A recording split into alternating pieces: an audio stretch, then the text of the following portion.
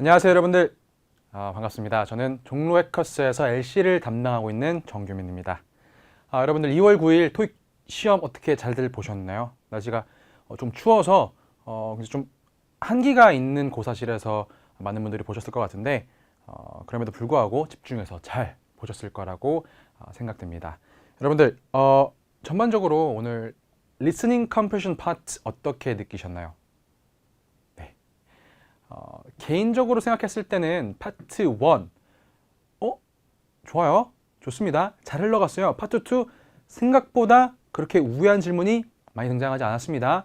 파트 3 오케이, 파트 1, 2 너무 좋은 느낌으로 가져갔는데 파트 3에서 생소한 개념의 우리 단어들을 주제로 하는 conversation들 등장하면서부터 조금 멘탈이 흔들렸을 수도 있을 것 같아요. 마지막 파트 4에서도 우리 비즈니스 관련된 terminology 지문이 몇 개 등장했습니다. 단서 픽업하기가 조금은 까다로웠을 지문들이 등장을 했었어요. 그럼에도 불구하고 여러분들 열심히 준비하셨다면 충분히 단서 픽업을 하셔서 정답으로 갈 수 있었던 우리 문제들이 오늘 출제가 되었다고 생각이 됩니다. 저는 오늘 파트 1과 파트 3 관련해서 좀 여러분들한테 디렉션 그리고 전반적으로 시험이 어떻게 진행되는지 간단하게 한번 터치하고 넘어가려고요. 자, 여러분들 파트 1 전반적인 난이도는 중하라고 말할 수가 있을 것 같아요. 왜냐하면 사람 등장 사진 5문제와 풍경 사진 1문제가 등장을 했는데 사람 등장 사진에서 키포인트는 사람이 어떤 동작을 하고 있는지 어디에 있는지 우리가 그걸 픽업하고 정답이랑 연결 지어야 되는 파트 유형입니다. 근데 직관적으로 모든 정답지들이 매칭이 됐어요. 그렇다고 해서 오답에서 좀 어렵고 연음이고 까다로운 단어들이 등장했다? 그건 또 아니었던 것 같아요. 그렇죠? 오답에서도 괜찮았고 우리 정답과 나와 있는 그림이랑 매칭시킬 때도 직관적으로 깔끔하게 매칭시킬 수 있었다. 그렇기 때문에 중하를 측정을 했습니다. 그래서 여러분들이 그 중에서도 조금 까다롭게 느꼈을 만한 문제를 좀 가져와 봤어요. 여러분들 지금 보시는 그림, 저 책상에 다양한 아이템들이 흩뿌려져 있습니다. 널브러져 있죠. 파트 1 공부를 많이 해보신 분들, 열심히 전반적으로 많이 하신 분들은 파트 1에서 널브러져 있는 그 그림을 묘사하는 거 바로 등장할 거예요. be scattered, 그렇죠? 흩뿌려져 있다. items are scattered. 직관적으로 우리가 매칭시킬 수 있는 문장입니다. 자, be scattered 같은 경우는 여러분들 다양한 형태로 등장할 수가 있어요. be laid out, be spread on, be spread out. 다 같은 표현입니다. 이렇게 흩뿌려져 있다, 널브러져 있다 라는 그림 떠올리시면 되는 우리 묘사 표현인데요. 자, 볼게요. 여러분들 풍경 묘사 사진이에요. 들판이 있고요. 나무 한 그루가 있어요. 그림자가 좀 있고 위에 하늘이 되게 맑아요. 구름이 조금 있죠. 전반적으로 굉장히 아름다운 그림입니다. 그죠? 네. 근데 여러분들 구름이 지금 하늘에 어떻게 되어 있나요? 그죠? 구름이 흘러가고 있습니다. 이것 또한 우리 be scattered라는 표현을 사용해서 묘사를 할 수가 있어요. 구름이 하늘에 이렇게 뿌려져 있다라고 생각해 주시면 되겠습니다. 자, 볼게요. 자, clouds are scattered on the sky, 또는 across the sky. 다양한 형태로 등장할 수가 있겠죠. 구름이 하늘 위로 이렇게 흩뿌려져 있습니다. 자, 우리 possible answer를 좀 볼게요, 여러분들. 이렇게 등장할 수도 있고요. 이 그림을 또 다른 시험에서는 다음과 같이 표현을 할 수도 있겠죠. The sky is filled. 좀 오타가 났네요. 그렇죠? Filled. 좋아요. The sky is filled with clouds. 이제 하늘은 구름으로 가득 차 있습니다. 라고 묘사하는 표현. 그렇죠? 정답이 될 수 있겠죠? 볼게요. Clouds are floating across the sky. 저 float 하면 여러분들 떠다니다라는 표현입니다. 그래서 어떤 물건, 어떤 것, 그게 이제 물에 떠다니다라는 표현을 floating이라고 표현을 하는데, 자, 구름이 하늘에 떠다니는 것도 우리 floating이라고 말할 수 있겠죠. So clouds are floating across the sky. 같은 표현. So, sky is filled with clouds. Clouds are scattered across the sky. 다 같은 표현을 한다고 우리가 생각할 수 있겠습니다. 자, 여러분들 아이템이 이렇게 책상에 흩뿌려져 있는 거, 바닥에 흩뿌려져 있는 것만 scattered라고 하지 않는다는 거 이번 문제를 통해서 반드시 픽업하고 넘어가시길 바라겠습니다. 네. 자, 여러분들 하나 더 볼게요. 조금 생소한 표현이었어요. 이 문제 같은 경우는 약간 마이너한 뜻으로 정답지를 내보낸 케이스였습니다. 그래서 마이너한 뜻이 뭐냐? 예를 들어서 메이저한 뜻 볼게요. 메이저한 뜻, 오케이. study. study 하면 여러분들이 하는 메이저한 뜻은 공부하다라는 뜻입니다. 근데 많은 분들이 연구하다라는 뜻으로 이어지지 못하고 공부하다에서 멈춰서 이렇게 뜻을 생각해 버리세요. 그래서 토익에서는 여러분들 아는 만큼 정답이 나온다는 말이 과언이 아닐 정도로 정말 단어의 바운더리를 넓게 가져가셔야 되는데 메이저한 뜻뿐만 아니라 이렇게 두 번째, 세 번째 뜻도 가져가셔야지 문제 풀 수 있는 그런 바운더리가 넓어진다고 생각하시면 될 것 같아요. 그래서 늘 여러분들이 생각하는 첫 번째 의미로만 문제가 출제가 되지 않는다는 거 짚고 넘어가도록 하겠습니다. 자, 볼게요. 여자가 지금 무엇인가를 보고 있어요. 액자가 될 수 있겠고요. 작품이 될 수도 있겠죠. 자, 보겠습니다. 보다라는 표현, 우리가 어떻게 표현할 수 있을까요? 그렇죠? looking at A. A를 보다라는 표현입니다. 그래서 looking at 이라는 표현 대신에 보는 것을 표현하는 다양한 우리 영어 단어들이 있어요. 보도록 하겠습니다. stare at, 그렇죠? 응시하다, 바라보다라는 뜻입니다. 같은 표현이요. 자, observe 하면 메이저한 뜻으로 우리 관측하다라는 뜻이 있어요.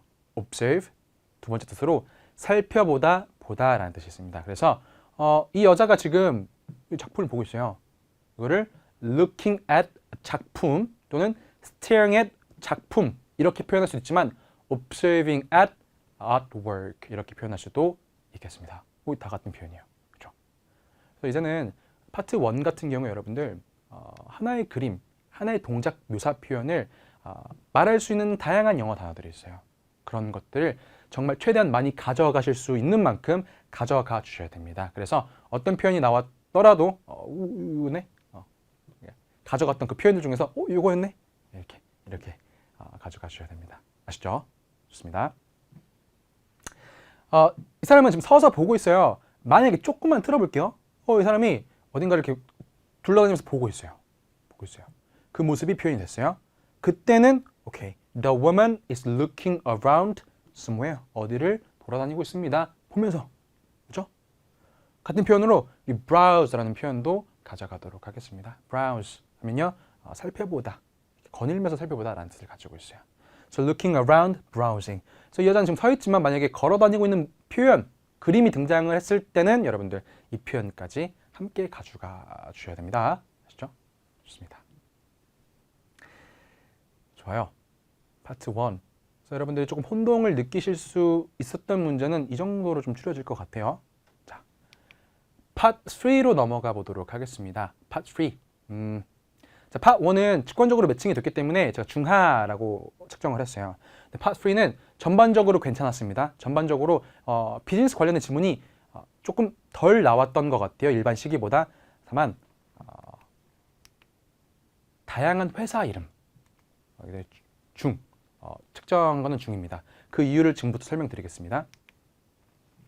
자, 다양한 회사 이름이 등장을 해요. 특히 파트 2부터는 토익에서 회사를 장명해요. 다양한 형태로. 그래서 여러분들 파트 3, 파트 4 푸실 때 그 회사 이름이 굉장히 생소해서 처음부터 이게 무슨 뜻이지? 당황하면서 시작하는 경우가 종종 발생합니다. 왜냐하면 비즈니스 이름 같은 경우는 보통 첫 지문에 등장을 해요. Hello, I'm David from AAA Company. AAA 컴퍼니에 다니고 있는 데이빗이라고 합니다. 이런 식으로 본인 소개를 하죠. 그래서 초반부에 첫 문장 또는 두 번째 문장에서 우리 비즈니스 이름이 등장하는 경우가 굉장히 많은데 문제는 뭐냐면 되게 생소한 단어로 내보내요.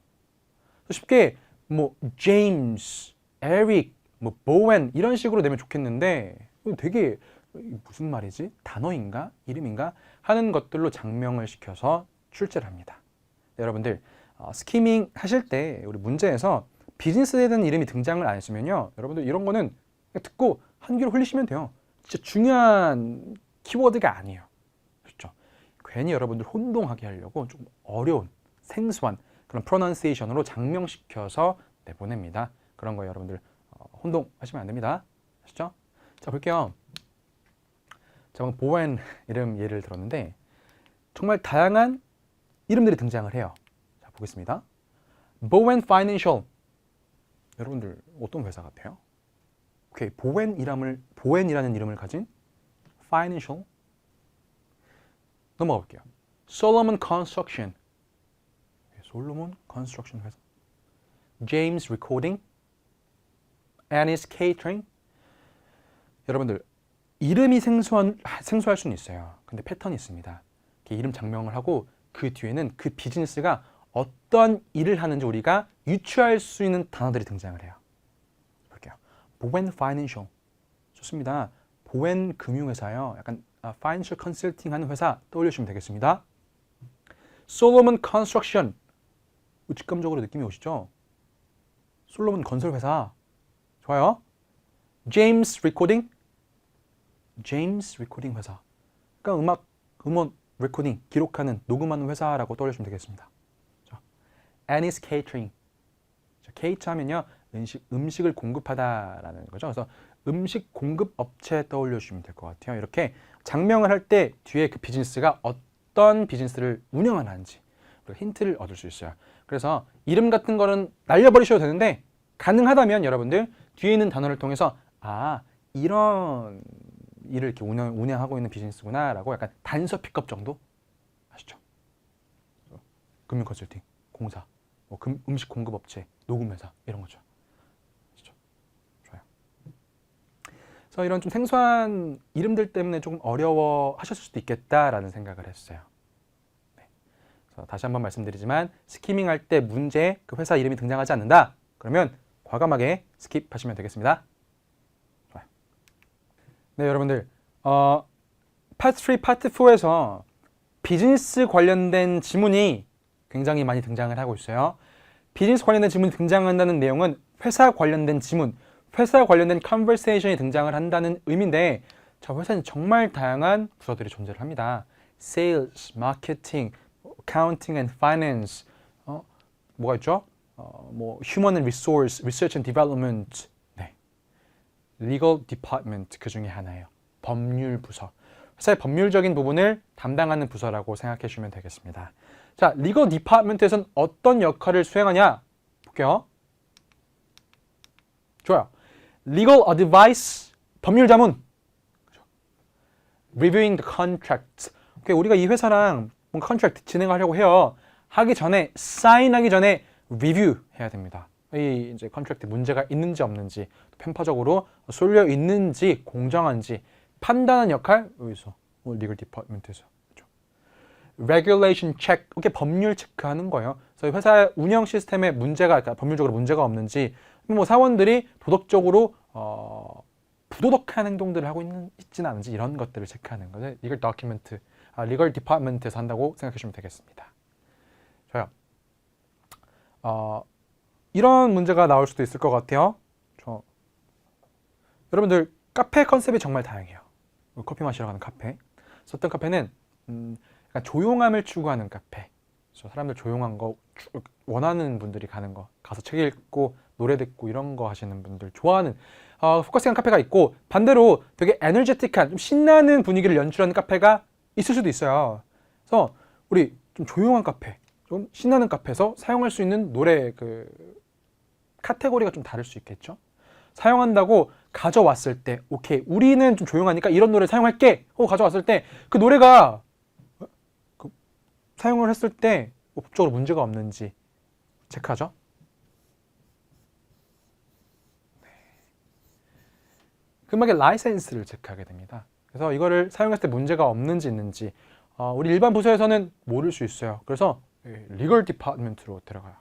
그래서 안녕하세요, 저희 이 카페에서 이 노래를 좀 사용하려고 하는데 괜찮을까요? 네, 이렇게 물어보는 거. 그래서 이런 것들조차 리걸 디파트먼트에서 처리한다고 생각하시면 되겠습니다. 그러니까 리걸 어드바이스, 그 법률 자문 쪽에 해당이 되는 케이스겠죠? 네, 좋습니다. 문제 보도록 할게요. 차트 문제 많은 분들이 어려워하세요. 차트, 그렇죠? 파이 차트가 등장할 수도 있고 막대기 차트가 등장할 수도 있어요. 자, 파이 차트 볼게요. 파이 차트, 파이 모양의 차트예요. 그래서 보시면 제가 간단하게 좀 이렇게 써놨어요. 가장 큰 파이를 가지고 있는 이 파란 색깔 부분은 A예요. 가장 작은 파이를 가지고 있는 거는 네, 안녕하세요. 저는 종로 해커스에서 토익 LC를 맡고 있는 홍지인 강사입니다.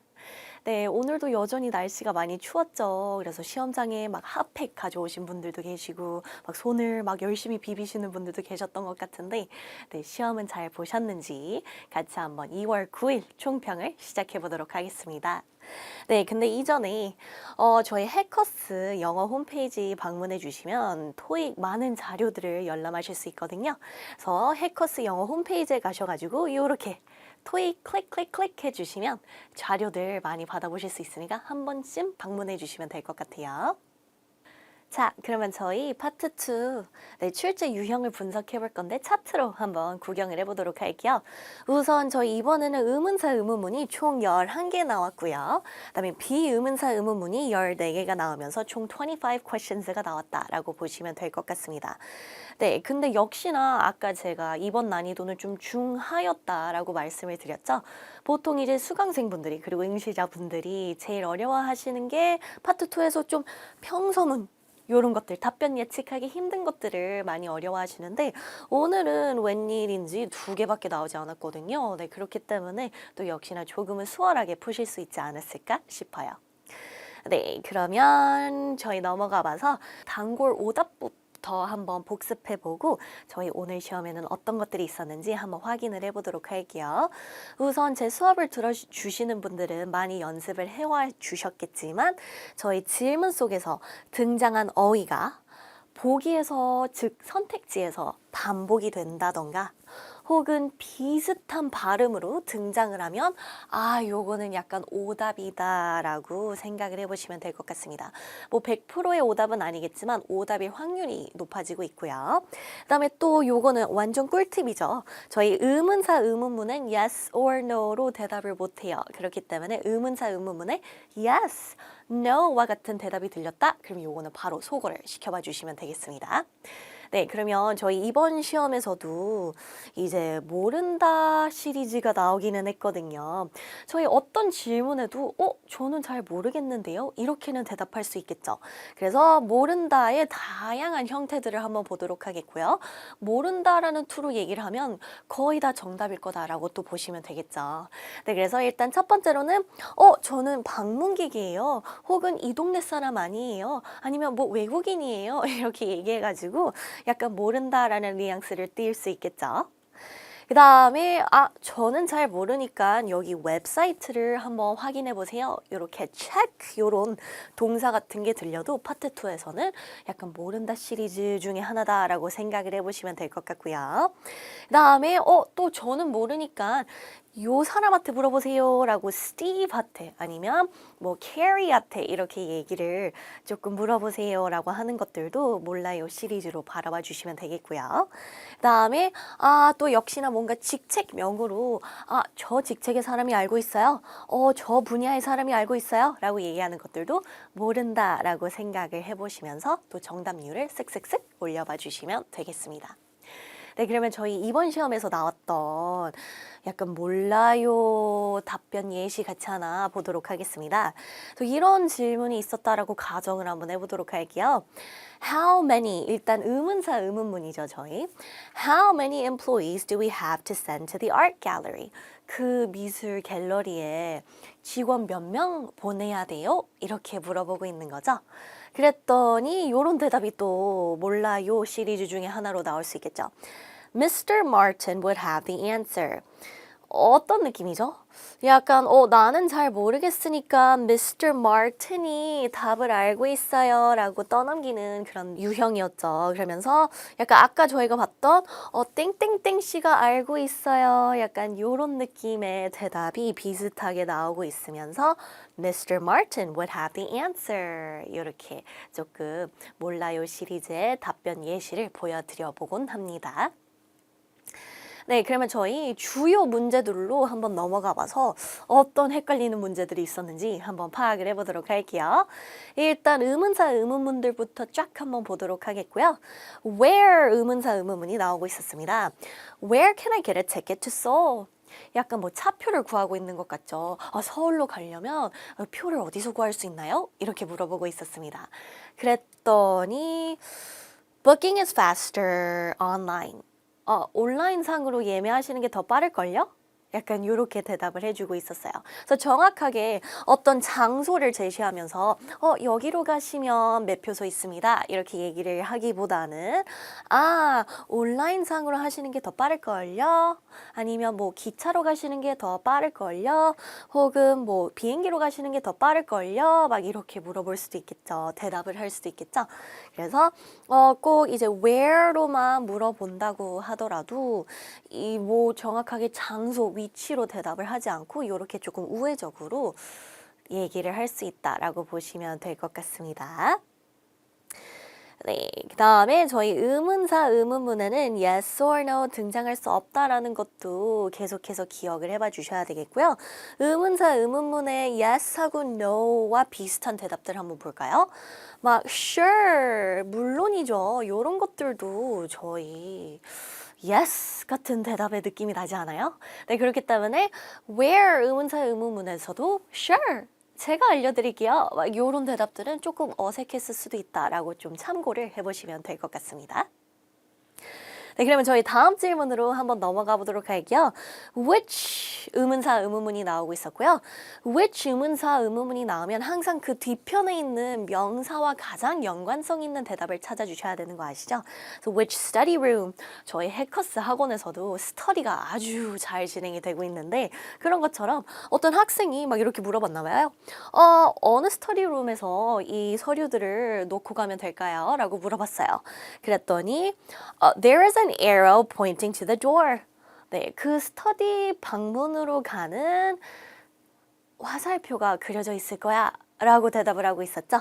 그래서 요것도 정확하게 뭐 몇 번 통로에 있는 저 방 이렇게 얘기하지 않고 거기로 알려주는 화살표가 있을 거야 이렇게 좀 대답을 하고 있었죠.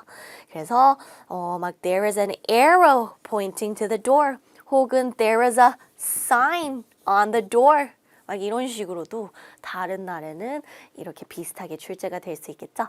그래서 which study room? room number one 이렇게 직접적으로 대답이 들어가기보다는 길을 알려주는 화살표가 있을 거야. 이렇게 대답을 조금은 우회적으로 하고 있었다라고 보시면 될 것 같습니다. 자, 그러면 저희 다음 의문사 의문문 한번 또 보도록 할게요.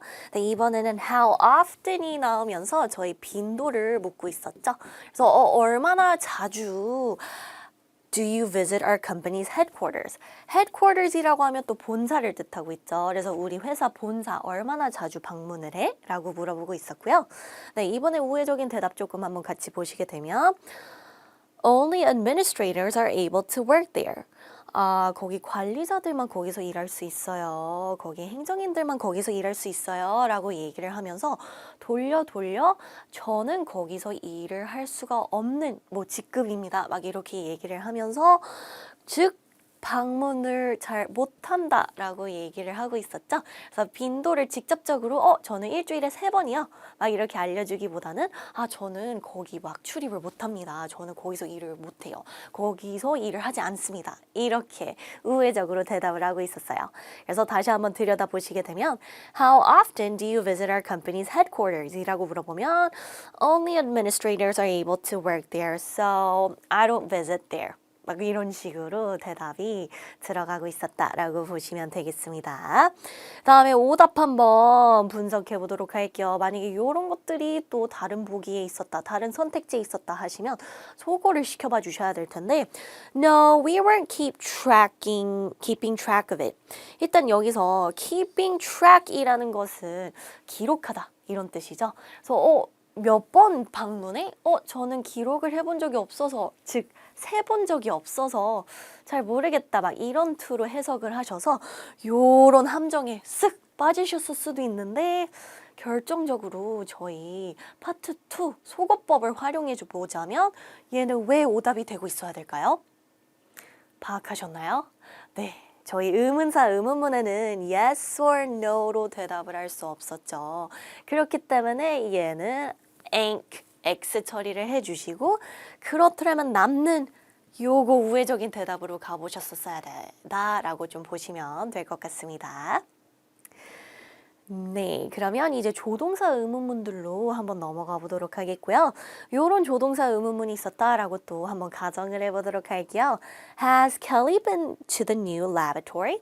거기 새로운 실험실로 켈리가 가본 적이 있었을까요? 라고 물어봤습니다. 그랬더니 Henry introduced her to the team. 즉, 맞아요. 거기 실험실로 가본 적이 있어요가 생략이 된 채 Henry introduced her to the team 이라고 대답이 좀 들어가고 있었다라고 보시면 될 것 같습니다. 저희 일반 의문문에서는요, 이제 yes or no 응답이 가능해지거든요. 근데 일반 의문문에서는 보통 yes or no 응답을 좀 생략하고 대답 들어가는 것들이 많아요. 네, 그렇다 보니까 여기에서도 역시나 Has Kelly been to the new laboratory? Yes가 원래 있어야 되는 건데 이게 생략이 되고 Yes, Henry introduced her to the team.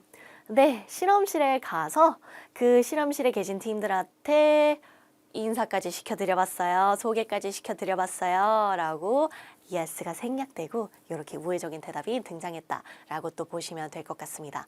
그래서 한번 yes or no를 끼워 넣어보시고 그래도 말이 자연스럽게 된다? 그러면 얘가 정답이 될 수 있다라고도 한번 연습해 보시는 게 나쁘지 않겠죠? 그러면 저희 마지막으로 파트 2에서 질문 하나 더 보도록 할게요.